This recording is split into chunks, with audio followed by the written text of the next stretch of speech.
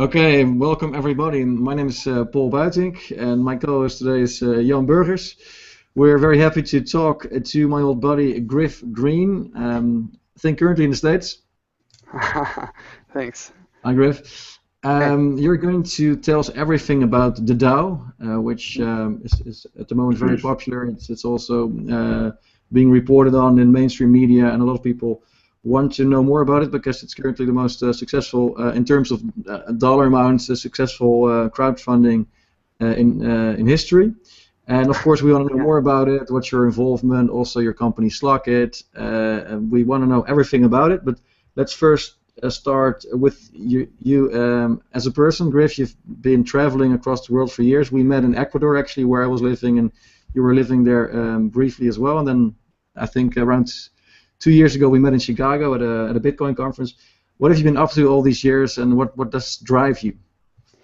Wow, what drives me? Wow. Well, first off, I want to thank you for getting me into that Bitcoin conference because I wouldn't have even gone without you. And you set me up with an awesome table. I was kind of new to the Bitcoin scene, and then I hang out with you. And I'm having lunch with Andreas Antonopoulos and Trace Mayer, and I mean, I was pretty blown away. So that was really awesome. Yeah, so I guess I can give a quick breakdown. I got really into Bitcoin when it went up to 1,000, just like a lot of other people. I made some money off of Litecoin, actually, and I was applying to be a chemical engineer, and then I tore up all those resumes because Bitcoin was just so exciting for me. And so then I actually ended up I loved Ecuador. I had been a nomad for maybe 3 years, and of all the places I went to, Ecuador just stole my heart. I love Ecuador. Especially the fruits. Fruits are amazing. Incredible. Avocados. I don't know how the avocados just always stay green. You know, you always get the brown ones everywhere else, but man, it's just amazing. It's like they just came fresh off the tree and are handed to you. But so yeah, the fruit. And there's this little hippie town in southern Ecuador called Vilcabamba that I have a lot of friends in, and so I just always end up going back there. And when I found out about Bitcoin, I was like, oh my God, perfect for Ecuador. They need this. And yeah, so I thought the same. Yeah, exactly, right? I mean, because they use the U.S. dollar and they have a lot of issues with change, and there's just a lot of use cases for Bitcoin. I went down there just like you did, and I was kind of modeling myself after Andreas Antonopoulos. I wanted to be an evangelist, and just spread the good word. And I would break into colleges and give little I would bastardize, oh sorry for the swearing, the Spanish language and try to talk about Bitcoin in my broken Spanish to like college students and give everyone a little bit of Bitcoin, and it was really fun. And we do the meetups with you guys in Quito, and just roaming the country, spreading the good news until eventually we found out that they were going to start their little cell phone currency. And which is not a success at all yet, and I know they put a lot of money in it, but I think they're going to force people to pay taxes with that new digital fake dollar currency of them. But really? yeah. That's so funny. Yeah, no, I'm sure they have 100% reserves in a bank somewhere backing up every dollar in their digital currency. I'm 100% sure. Sure. And then afterwards, you left Ecuador because it was a disappointment in terms of how you could spread because it was very difficult to convince people of Bitcoin. We ran a meetup, but there were not too many people coming, and it was also becoming sort of illegal at some point in Ecuador. Yeah. Was that one of the reasons why you left there? Yeah, and Burning Man was coming up, and so I always go to Burning Man. And then there are also visa things. You can only be in the country really for 6 months before they kick you out. And so I just kind of, it seemed like the writing was on the wall. Bitcoin was going to be illegal, so I kind of gave up my dream and ended up getting a master's degree with University of Nicosia in digital currencies. So I just focused on that and continued my nomad lifestyle. It's like, well, if Ecuador's not going to work out, that's okay. There's still Thailand, right? There's still Bali and New Zealand, and so I just danced around and went to other Bitcoin groups. Actually, I had an interview with the guy from Bitcoins in Bali, Gary, who I hung out with for a couple months. So I was just like going around the world, meeting really cool Bitcoin people. It was a pretty good life while I was studying. How did you like this master degree program? It was great. Were you on site, or is it only long distance? It's all long distance, and you know, any kind of long distance learning is what you make of it. And so I focused all of my stuff on the topic that really interests me. Like every homework assignment was dedicated toward decentralizing the sharing economy and doing exactly basically what we're doing with Slock.it.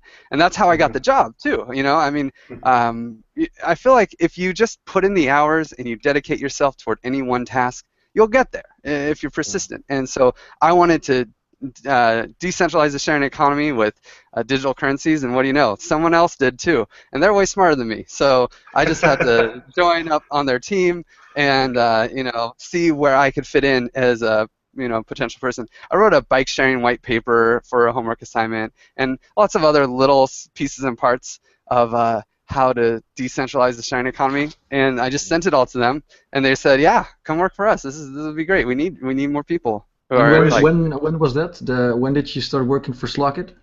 That was right before DevCon. I was actually the fourth member of the team, and I just said, "Hey, I will work for free. Like, I'm so obsessed with your project. Like, please let me in." I didn't know anything about Ethereum. I didn't know anything about coding. I didn't. So I when didn't was it? know Like how to code. November last year or so? Like DevCon was, when was that? Yeah, it was. I was on the coast, so it was October. It was October Right. last year. So Slock.it, tell us more about Slock.it. I think it stands for Smart Lock It, right?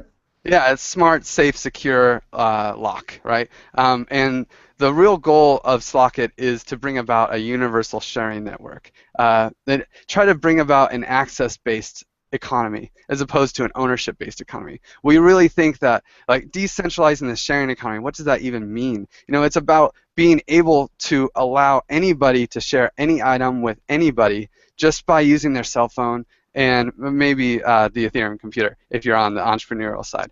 So Slock.it is really, we create the smart contracts that allow for permissionless access to objects. So we want to connect any object to the Ethereum blockchain with our smart contract technology so that people can turn any device on or off using payments on the Ethereum network. What kinds of things are you thinking of? Bicycles, cars? What kinds Well, of things? actually, so our first project is going to stay completely focused on non-mobile applications because there's a lot of complications with bicycles and cars, just internet access and things like that. We're Dutch. We know all about the complications with the bicycles over here. It can be very messy. Yeah, I bet. But yeah, so we're going to focus on more like, my favorite model is just like anything you can put in a locker. So, because there's all these little smart locks that you can buy on Amazon right now, just like Noke, they have it's just a little padlock, but you can connect it to your phone. So instead of connecting it to your phone, you're going to connect that padlock to the Ethereum computer, and the Ethereum computer is listening to the Ethereum network, and so the universal sharing network effectively is just all the different. It's kind of a UI to search all the different smart contracts that are attached to real-world objects. So, so that anyone can go on the Universal Sharing Network, find the address for the object they want to borrow, and then send it money so that they can actually have access to that object. And that way, they don't ever have to coordinate with or ask permission from any person to access the actual thing. And how complex do these contracts get? I mean, what happens if you I don't know, you break something? Well, I mean, they can be as complex as you want, but that's where Slock.it comes in because no one has to write the contracts. In fact, the contracts won't be viewable on the Universal Sharing Network unless they follow our like, what do you call that? Our format. So they'll need to give the DAO a percentage of every transaction, and they'll need to have the correct the standard framework around, how do you pay the deposit. So the contracts are not that complicated. It's literally just how a deposit price and a price per unit time. That's it. It's really simple, and then the complications end up building themselves out of that base layer. So, for instance, one thing people always say, well, if I rent, because there's lots of smart door locks. They don't work that great right now, but they'll work a lot better when there's an actual use case for them. But these smart door locks, it's like you're not going to put a deposit of $100 for someone to access your house, right? I mean, that'd just be silly. So they'll just come in and rob you. Why not? It's on the Universal Sharing Network. Let's do it. But no, so there will be opportunity for third parties to actually offer insurance or dispute resolution organizations or third-party certifications that they are part of the Universal Sharing Network. So there's a base layer of entrepreneurs with stuff and end users that want stuff, their interactions, and then there's these third-party services that can offer an economic buffer. You know, there's incentives for insurance and other really cool opportunities for, you know, like even as simple. My favorite example is like, hey, you're renting a power drill, you know, and what if someone breaks your power drill? So, well, you could use a reputation system, like maybe Yelp could make a global reputation system that manages everyone's ability to access your object. They have to have a certain score above that. You could set that easily using Yelp's system, or you could, your neighbor who is always like pulling down the curtain, watching everything that happens outside his house because he doesn't want anything to change ever, right? He's the guard dog of the neighborhood. So you could just actually pay him to watch when somebody is returning your drill, and he could, you know, this would all be done automatically on the Universal Sharing Network. He'd like get an alert on his phone, like, oh, someone wants to return this drill. Okay, I'll walk outside. Hey, how's it going? Yeah, okay, this works. Here you go. Click, click. I approve. And then he gets a couple bucks, and then your power drill is secured and safe.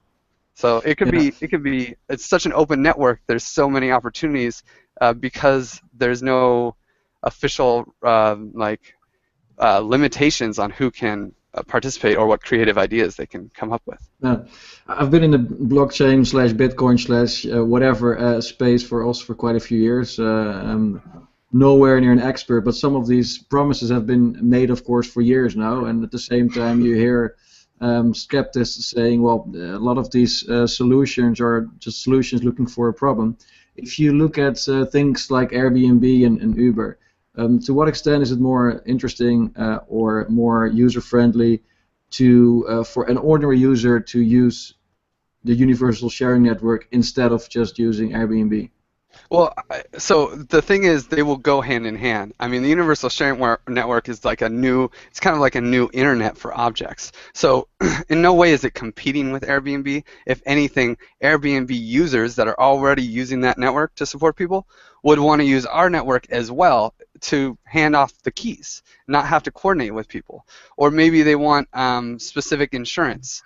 I mean, we hope eventually, and we've had discussions with Airbnb, that they will integrate our backend directly into them, so that, you know, their insurance could be cheaper, because instead of having a global-based insurance that covers everybody's use case, they could actually insure per house, per use, when it's being used, you know, and just like, because all the information will be able to be accessed on the blockchain, they can those actuaries can go crazy. You know, they can just go nuts with all that info and get down an exact price of what it'll cost for people to rent specific houses, for instance.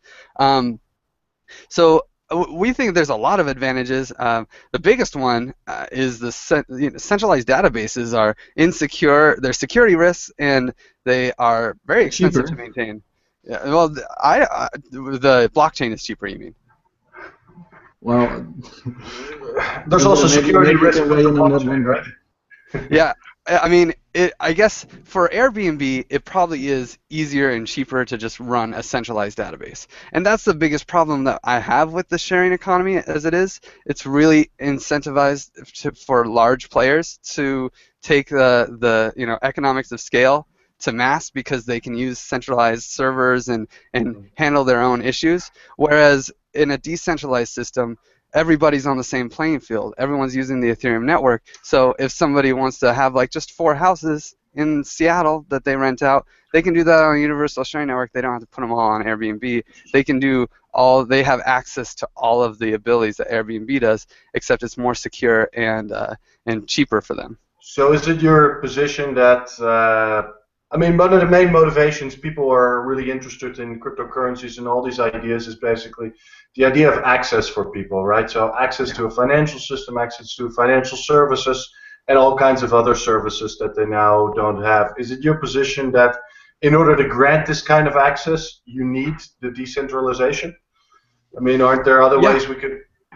Okay. No, I mean the thing is, Slock, we thought about this a lot of ways. I mean, we have a very specific plan. We need the DAO, or a DAO at least, to be at the helm of our network. We need the Ethereum computer, which is the gateway between physical objects and the Ethereum network, and then we can have the universal sharing network. So we need the DAO because you can't decentralize the sharing economy if a bunch of VCs and vanilla corporations are running the show. There's going to be limits to access, just like Coinbase kicks people off their exchange all the time, and that would be the same thing with VCs because they would have to follow all these rules. It's just like Bitcoin. I mean, Bitcoin is the first DAO, right? And Bitcoin gives anyone access to its services without any regulations because it's just simply computer code. Yeah. And that's going to be the same with the Universal Sharing Network because it's all just computer code. It's computer code managed by computer code. Let's go one step back, and then we just start talking about the DAO. First of all, there's quite a few people watching live, so please ask questions using the Q&A tool. And also, of course, don't forget to like the video, subscribe to the channel. So, Griff, you already mentioned the DAO a few times. Please explain what is the DAO and how does it relate to Slock.it and the Universal Sharing Network? Okay, so I guess I need to step back just a little bit and say what is a DAO. Because there's the DAO, which is the DAO that's raised $150 million, and then there's a DAO. And a DAO is simply just computer code. It's computer code that incentivizes human actions. And the first DAO is Bitcoin. Hooray! Thank you, Bitcoin. All other DAOs have basically come out of Bitcoin. Every altcoin is a DAO. It's literally they use, I got to turn off the notification here. Literally, they use computer code to incentivize miners to support their network, right? That's how Bitcoin incentivizes humans to act. The problem is it has to debase its own currency to do that. So it has to inflate its own currency, and it also doesn't have a full Turing-complete programming language behind it, so it can incentivize people in more creative ways. So Bitcoin was an amazing step I mean, like one small step for man, kind of thing. But the DAO takes that a little bit further. And let me just back up just a second, because there are some incredible projects that are very similar to the DAO in the crypto space already. The DGBB, Digital Governance by the Blockchain for Dash. Actually, in Ecuador, a friend of mine and me ran a dark coin node for a while, so I was very excited about the Dash network, especially when they got in the DGBB. So they effectively changed their system so that 10% of the mining rewards would go into a fund where the master coin nodes could vote to use that to support projects like Amanda B. Johnson. Amanda B. Johnson was paid by the DAO that Dash has, which they call the DGBB, to advertise for them. And so the currency, this like decentralized network, was able to actually pay for advertisement. That was a major leap in my opinion, in the cryptocurrency space. New Bits, they have a link to the U.S. dollar, the new shares in New Bits, and they also have a really cool DAO where they vote on when new currency can be created and stuff like that. So those two are the real building blocks toward this point where we have the DAO. So what about BitShares? I don't know enough about BitShares. They have lots of DACs. And they definitely are doing very similar things to what people are doing on Ethereum, because it's another Bitcoin 2.0 platform. But I'll be honest, I don't know nearly enough. I would love to chat with those BitShares guys and hear their shtick, because they have a lot of criticism toward the DAO actually, because they don't think it can work because it hasn't been working for them really. So, but we'll see. We think that we've aligned the incentives correctly, and that's where the real masterpiece is. That's where Slock.it really excels, in my opinion, is our ability to write really cool smart contracts that align incentives to make sure everyone is acting correctly. Because it's one thing to get the contract to not have bugs, you know. It's another thing to get the contracts to actually like get people, humans, incentivized to act the way people want them to act. So that's where BitShares, I think, has had their issues. But again, I really don't know enough about BitShares. Yeah, but so keep on explaining the DAO. So it's a decentralized autonomous organization, and then so how does the crowdfunding work and the tokens?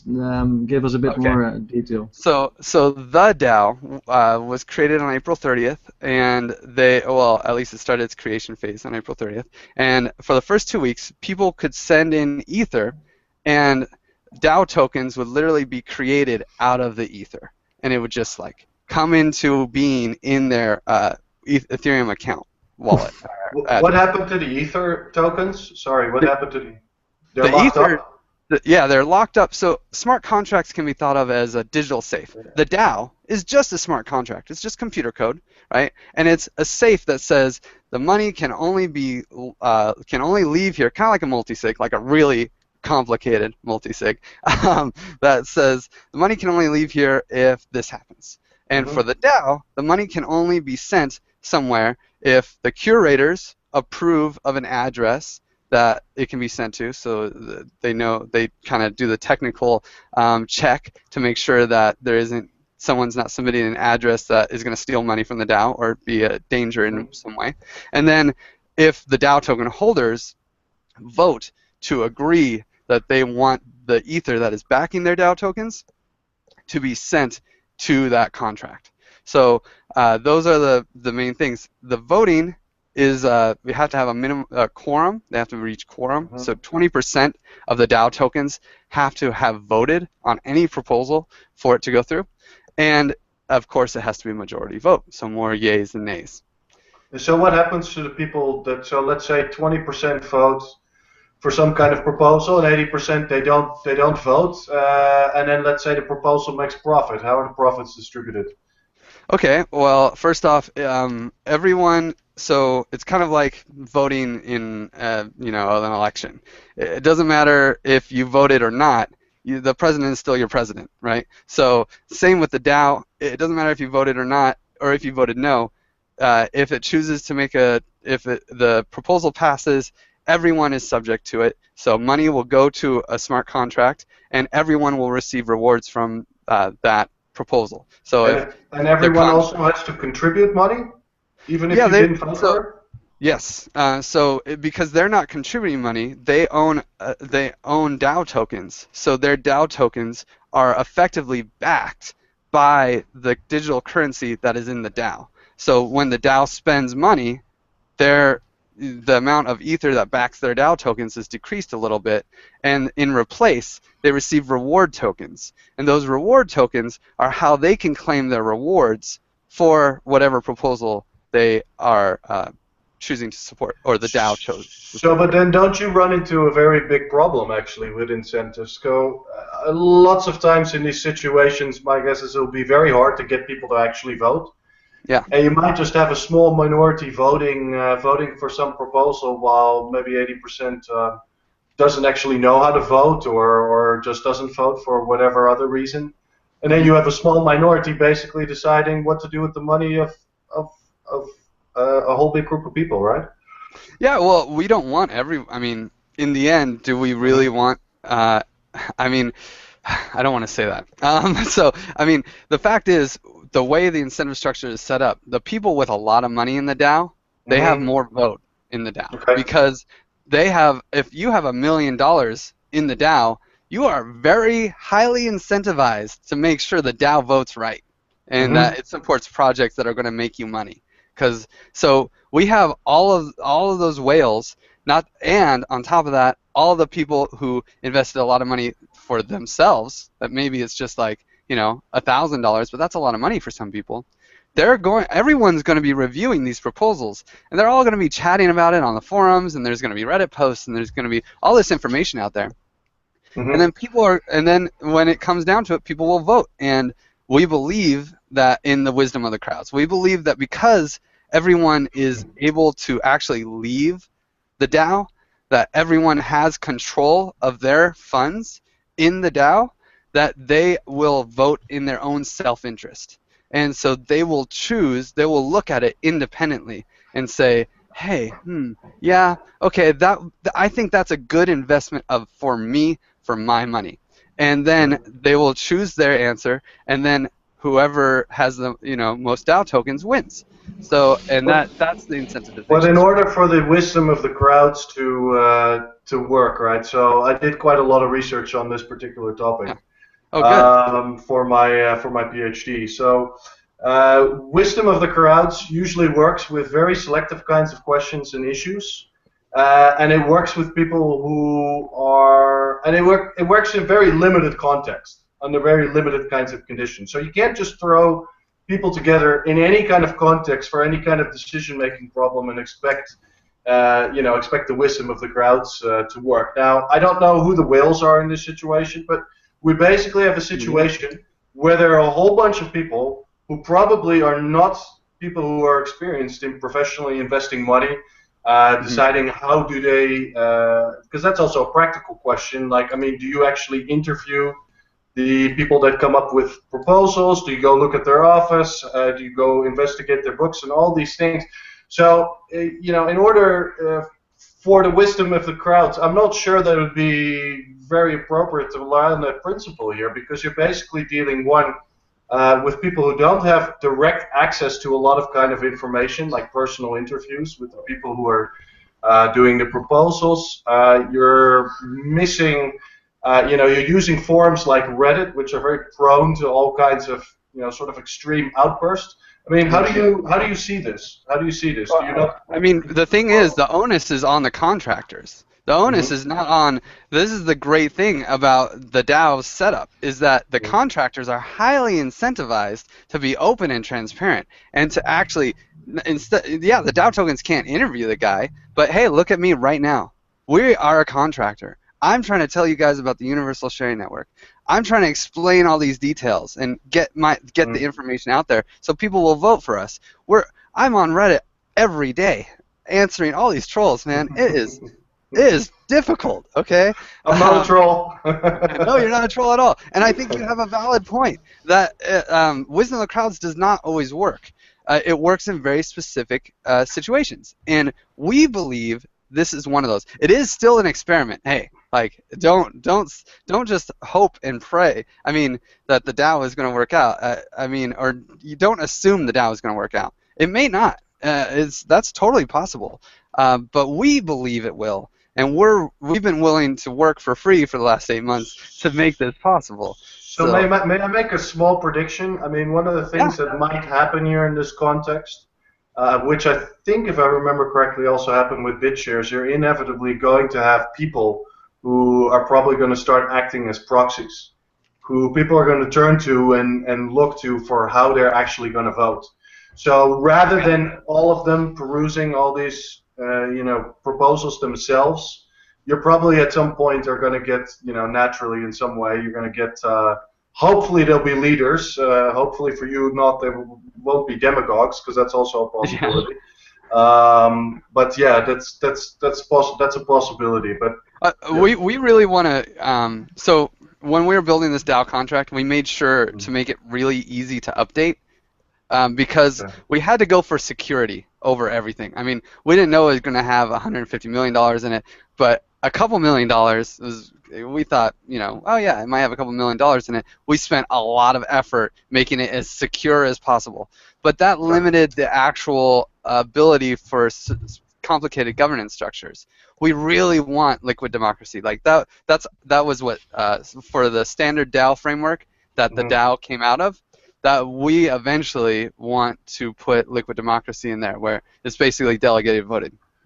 But there were a lot of complications to it. So it looks like there won't be an issue, and Slock.it won't have to do anything, because there's like probably 10 proposals to change the governance structure in one way or another. The guys from Gnosis, a prediction market, they want to create futurarchy so that you can bet against a bad vote. and have like secondary DAO tokens. And I mean, there's like 4 or 5 people working on delegated voting, colony. I mean, this is the really cool thing because of the way the incentives are set up. There's $150 million out there that people could potentially, you know, work for. I mean, this is a big, not a bullseye, but an opportunity that all these devs are like, holy crap, I've always wanted to create delegated voting, and the DAO needs it. And they're willing to pay me for it. I know it. So I'm going to create an awesome project. I'm going to get out in the social media. I'm going to tell the world about the DAO and tell the world about my project to improve it. And then hopefully the DAO token holders will vote for me in mass because my idea is great. But they're going to have to compete with all the other proposals. And so we think the wisdom of the crowds will pick the one that is going to be most profitable for themselves individually. And that will, and it will probably, some people will listen to other people and you know, use that kind of delegated proxy thing. But I think it's going to work out really well. I'm blown away with the amount of support that the DAO is receiving from the community. So, have you read the book Damon by Daniel Suarez? No, I haven't. You have to read it. It's a very cool science fiction thriller about also a computer program that starts hiring contractors to work for it. And it was written by a developer that then died, but he wanted then to live forever through the code that he created that would be activated upon his death, and then it would grow over time and start hiring people. But it was pre-blockchain era. But you should really read it. It's very interesting. I think Stefan was telling me about that actually. Yeah, it's called Damon. So how does it work then if a contractor gets paid? What then is the legal relationship between the DAO and the contractor? You know, that is a really interesting thing. That was one of the things that was holding us up from being able to really get behind the DAO and a DAO and any DAO using our standard framework. Because what happens when a company gets paid from a DAO? The DAO just sends it Ether. Well, how does that company pay taxes? What's the DAO's tax ID number? It doesn't have one, you know? And so we ended up helping to create another company called DAOlink, which is a bunch of lawyers in Switzerland that they're willing, the law in Switzerland is such that they can take payment from a DAO, from a non-legal entity, and then send that payment to us. So then we can connect with DAOlink and say, hey, Germany, here's your millions of dollars in taxes. Don't hate us because we're giving you millions of dollars, right? So, but we're getting it from these lawyers in Switzerland. And so DAOlink is probably going to do that for a lot of people. Anyone who, no worries. This was your favorite question too. Yeah, but, maybe repeat the last part for Jan Willem. So what the relationship between the contract and the DAO? The DAO wants to pay a contractor. If you're just a blogger and you can take Ether, it's not a big deal. The DAO will send money to a smart contract, and then that smart contract, which is a proposal, will slowly divvy out the money as according to the rules of that smart contract. So, and then if you're a blogger, no big deal. Hey, I got some Ether, whatever. Pay taxes on it yourself, you know. Yeah. But if you're a large corporation, you're going to need a little bit more than that. So we created DAOlink, which is a secondary company that is really just a bunch of lawyers in Switzerland that are really good at this stuff. They work for an exchange called Buitink, and they are going to make sure that anybody can interact with the DAO in any way they need. They're kind of just starting to focus themselves on being experts in the legal field around DAOs. So the main answer that they're providing right now, the main service that they're providing right now, is allowing people to receive payments from the DAO and have a tax ID number.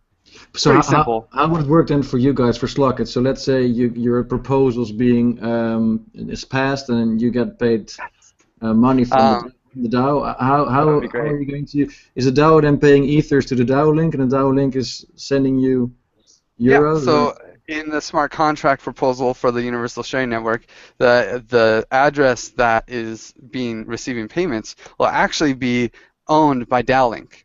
and then we'll have a legal agreement with DAO Inc. that's legally enforceable in whatever courts handle German and Swiss contracts. I don't know, and they will have to pay us the ether as they receive it. But that sounds like a can of worms. That sounds like a very vulnerable link in the whole DAO. Well, it's not so vulnerable like for us. Subject to human errors and lawyers and courts and. No, I mean the fact is this is the first DAO, and the first DAO of this type, and so it's not. We have to do all these silly workarounds, and eventually DAOs will interact with DAOs, and I think DAOs will be the new LLC, like limited liability corporation. To me, that just makes sense. But we'll see. We'll see how the laws all shake out. I mean, it's just like Bitcoin. Every jurisdiction is going to do its own thing and relate to the DAO in its own way, and we just have to wait and see. But what is the legal status now of the DAO? It's a blockchain-based entity. So what's the legal status of Bitcoin?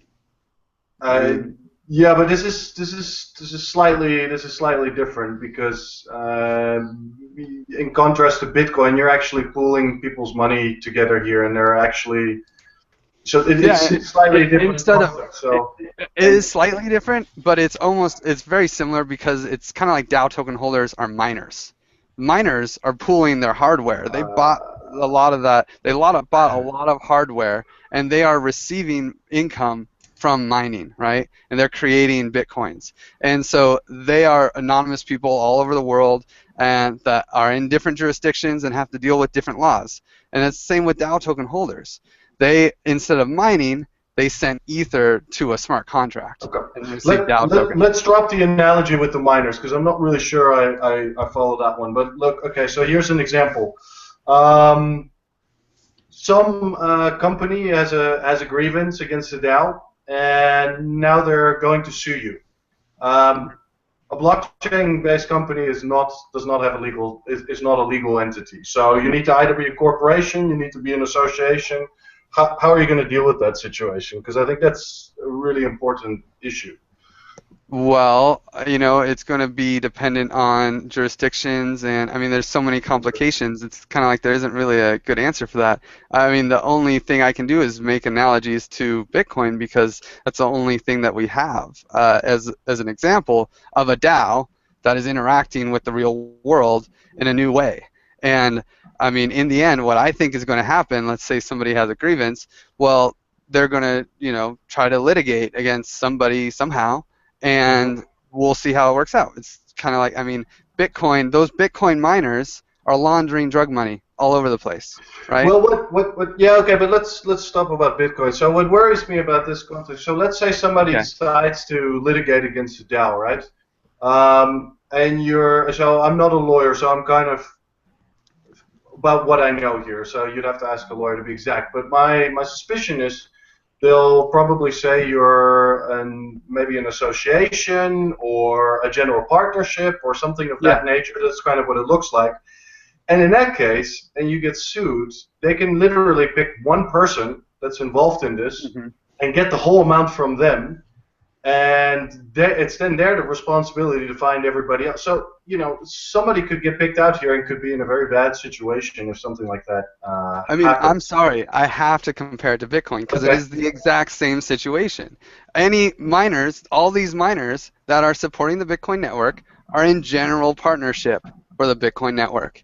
And the Bitcoin network is laundering drug money, funding prostitutes, doing all these random things. And if somebody wanted to litigate against them for money laundering, they could assume that they are a general partnership, and they could sue them, and they could say, "Hey, we found this one Bitcoin miner, and we're going to put it all on you, and then the rest of you're going to have to go collect from all those other guys." Because I think I know what you're talking about. I think I read an article about that or something, and that could happen with DAO token holders as well, because anything can happen with laws and prosecutors and all these things. I mean, it's a wild west in the world of many jurisdictions. Maybe that's how Russia will handle it. They'll end up trying to, sue someone for being a general partner in the DAO for whatever reason. I mean, the real thing is I don't know what the DAO is going to do to cause people problems. I can't think of like, I mean, I could see other DAOs that maybe are started for nefarious things.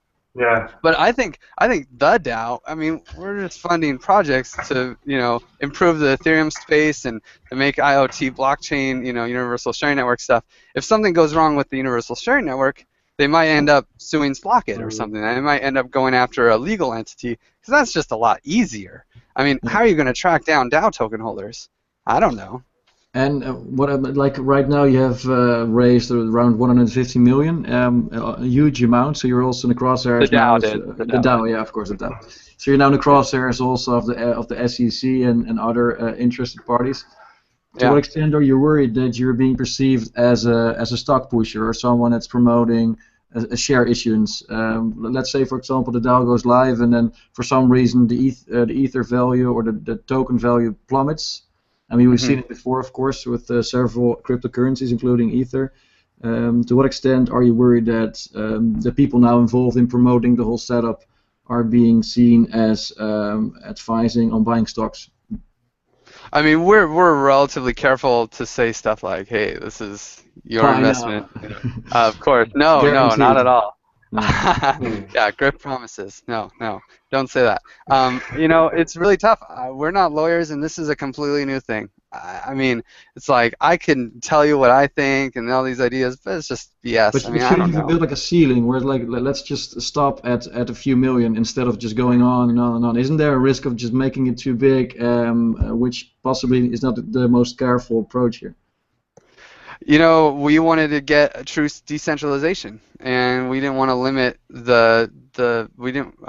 we set up the standard DAO framework such that it could incentivize a complete decentralization. So when the people DAOhub.org deployed the DAO, they used our standard DAO framework, which is set up so that as many people that want to can participate in the token creation. And we don't want to make some kind of artificial limit. There was a Digix crowd sale that lasted 14 hours. I was asleep for most of it, so I didn't get to participate. I mean, that's not decentralized at all. If we would have put a cap of, I mean, considering the fact that it raised 150 million, if we would have put a cap of like 25 million, which was pretty much the most we could have thought would go into the DAO or any DAO. I mean, it's just it's an experiment. I can't believe people are putting so much money into this thing, right? So if we would have put a cap, that might have been reached in the first day, first couple hours. Yeah. That's not decentralized. One person could put in half the money and it's over. Yeah, and you guys have like 14% of all of you guys. I have to be very careful how I phrase it. The DAO. I'm going to be very careful from now on. I wish it was us. I don't want to get you into trouble, but the DAO has let's say the address associated to the DAO have in total over 14% of all ethers outstanding, I think. So it's an amazing job. And we got quite a few questions from the audience. There's also a lot of people watching this live. So, well, one more question: how much is Slock.it trying to raise, or is it like how does your proposal look like? Is it like a phased approach? We don't have we're still waiting to put the numbers together. We're still talking with a lot of people. We were blown away by how much was raised, and the Universal Sharing Network is a pretty complicated network, and we're building the Ethereum computer, and we could do that for a very small amount because it's an open source hardware job, but the 21 computer raised $121 million because it's not about the hardware, it's about building a network, creating partnerships, and getting to network effects really quickly to preserve the ROI for the people that really want to take part in it. So we're still trying to figure out all of what we can actually pull off. And we made a promise a long time ago that we would not take more than 50% of the DAO at any time. But I can't imagine we're going to ask for that much. That's way more than we need. So we'll see.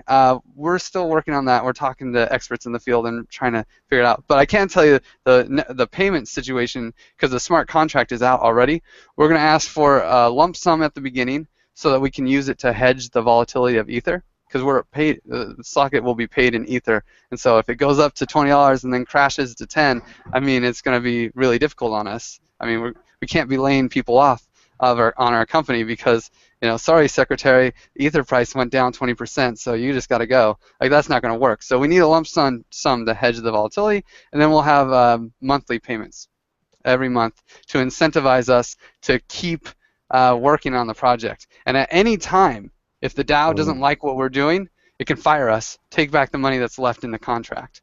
So that's the incentivization structure there. Great. But well, there's quite a few questions also somehow related to what you just said. So first of all, there's Mark Moltzen asking, the US dollar to Ethereum rate is very volatile. How do you propose to protect the value of the token holders? Because of course it's based on Ethereum, based on Ether, until there is added value coming from the reward tokens. Well, that's up to the DAO. The DAO can get a contractor to hedge the volatility of Ether if they want. I think most of the people who put their funds into the DAO, that sent Ether to the DAO to create DAO tokens, I think most of them are long on Ether. So I don't expect the DAO to actually hedge its position on Ether because I think that it's mostly bulls for the Ether price. So, but if they wanted to, they could get a contractor to basically hold a short. It wouldn't be that complicated on the Ether price to, keep some stability for themselves. Yeah, so that's up to the holder, him or herself, to hedge for that. Yeah. We've seen the Ether price rise a lot. I'm not unhappy about that. I did sell a bit this morning because the increase was a little bit too much to my taste, but I think it's recovered quite a bit. Another question, this one is from Naylor Zericio. In Lift 2016, Stefan said that for a proposal, a minimum of 50% of quorum is required, but you said earlier 20. Yeah, 20. Did you guys first aim for 50, but did you get to 20 now, or what's the... No, I mean, I don't know. I don't remember him saying that. I watched that conference. I don't remember him saying that. But he might have. If he did, it was wrong because it's minimum 20%, but maximum 53.33% because it is actually on a linear scale of the amount requested for the proposal. So like if Slock.it asked for, I don't know, 50 million, that would be a third of the total amount, and it would end up being like maybe 35%-ish that quorum that we would need, the way the equation's in the smart contract if you really want to look it up to see how it works, but it's basically 20% plus the amount over a third, so the proportion over a third. Maybe there's some confusion about the minimum number of voters needed for any kind of decision and who votes for what. So you need a minimum of 20%, obviously, that's the number of votes. But then it's of that 20%, if I understood correctly, what the majority votes of that 20%. Is that right? Yes, okay, absolutely. Good. Okay, maybe so that's where technically only 11% could say yes, and then it would still pass because 10% said no. Yeah. But apparently, according to the bid shares, people, it's very difficult in reality to get to the 20% quorum. Yeah, no, we agree. We do have it set up a couple different things if quorum is not reached, because we just kind of had to pick 20%. I mean, we just had to come up with a number. So, but if the curators believe that number is too high, they can actually call a function that will have it. Or if quorum is not reached in 6 months for any proposal, then it will automatically have. Well, anyone can call a function that will automatically have the quorum, min quorum to 10%. So and all the rules and the contract and the bylaws, they can all be voted on. So also the DAO can vote itself out of existence, or the DAO can vote to become a country or to become an army. I mean, is there any limits, or is everything possible? Yeah, the DAO is fully autonomous, but it's not like it can just vote to do that. So it can vote to change its contract in any way it wants. So it can move all of its funds to a new contract, and that contract can have crazy rules. But that one function call actually requires 53.33%, or maybe it's just 53%. I don't remember.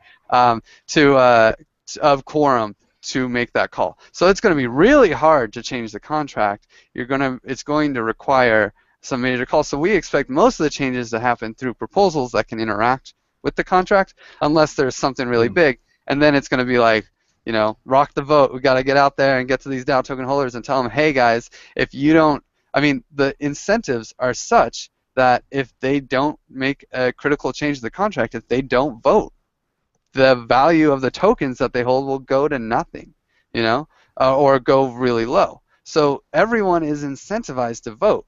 That's if quorum is hard to reach. If quorum is not as easy to reach, if there's if there's several whales that are really on it, then yeah, lots of people will just be like, yeah, I sent some money to this thing, it's not a big deal. There's people handling it, I trust that.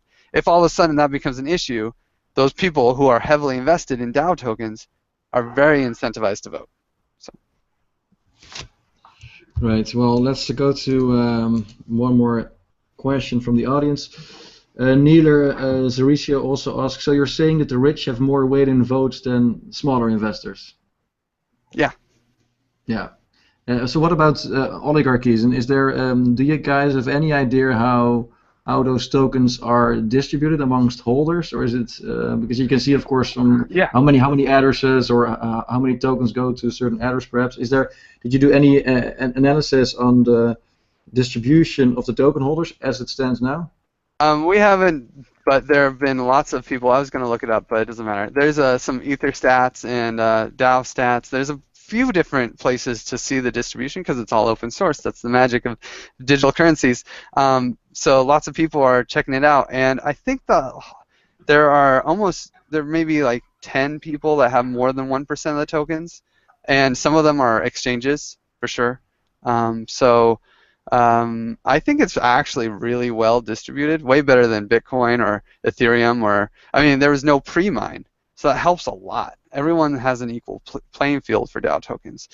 So I think it's pretty well distributed, but in the end you can't really know because anyone can create 1,000 Ether addresses and put equal amount into there. So we just can't know. It's it's a decentralized community, so who knows? Yeah, and then there's always, of course, because the first thing that came to my mind, and I fortunately saw later on that it was addressed, but someone could try to get a majority of the tokens, and then or 20%, and then vote for sending all the coins to his or her own address. But that's why you guys have curators. Could you explain that concept a bit better? And I think Buitink is one of the curators. Yeah, the curators are basically like anybody who in Ethereum is a curator for the DAO. I really think the DAO is going to end up, so just an aside really quick before I get to the curator question, I really think that the DAO is going to end up becoming highly incentivized to fund developers in the Ethereum network, especially with all these curators, and I think that might be part of the reason why the curators join up, because right now it holds $150 million worth of Ether. Every time the Ether value goes up 1%, the DAO makes $1.5 million. That is a huge incentive to improve the Ethereum protocol. So the foundation has been amazing so far. They got us through Homestead, and they've done all these incredible things. But man, the DAO is it holds more Ether than the foundation. So some people are saying it could be Foundation 2.0. But anyway, so back to what the curators do. The curators kind of do three things. The first thing they do is they check the contract code. So when a proposal comes out, it's actually just these numbers. That's what machine code looks like, right? It's just numbers on the EVM, on the Ethereum network. So they make sure that the Solidity code that the contractors say actually matches up with the bytecode that they are putting in their proposal. That should be a quick script. Then they're going to look at the code and make sure that there isn't some kind of major bug or some kind of attack that's possible through the code. That should take like just a few minutes for these guys. Come on, Vitalik, he writes Solidity in his sleep, I'm sure. In fact, he probably writes bytecode in his sleep. I don't know. And then the third use, or the third things the curators do, because all their uses are just completely technical. They don't make any judgment on the smart contract other than, is there a bug, or is it true that they're saying this? They also act as kind of an identity oracle. So they don't judge the person subjectively in any way. They're just confirming the identity of people. So like if the CEO of MintPal was a really bad exchange, and the Moolah guys, you know, if he wants to make a proposal and he identifies, hey, this is me, I'm the old scammer, the curators have to approve him. As long as he is who he says he is and verifies it, then he will get his thing up there. And the DAO token holders, of course, would never vote for his proposal because that's who he is, and everyone knows he's a scammer. So no one would do that. So that's what the curators do. They and the way that is controlled, effectively, they add contract to the whitelist. So the DAO can only send money, Ether, to contracts that have been approved by the curators. So they add them to the list. So like if Slock.it can't put a contract together that doesn't pass to the curators, then the DAO can never send us money. And that's the main way that 51% attacks are stopped, because if someone wanted to send money to themselves, they'd have to somehow create a smart contract proposal that says send me all the money, and they'd have to identify themselves and say this is who you're going to send the money to. And then the DAO token holder would be like, hey, why should we send the money to you? You'd be like, well, because I want you to. and then it won't fly. It won't fly. Okay. Well, a final question from the audience, from Chris Hauser. He asks, are no-vote tokens locked and can split? I think it's interesting to get a little bit more of understanding of why someone would actually vote at all. If he doesn't vote, he can still split.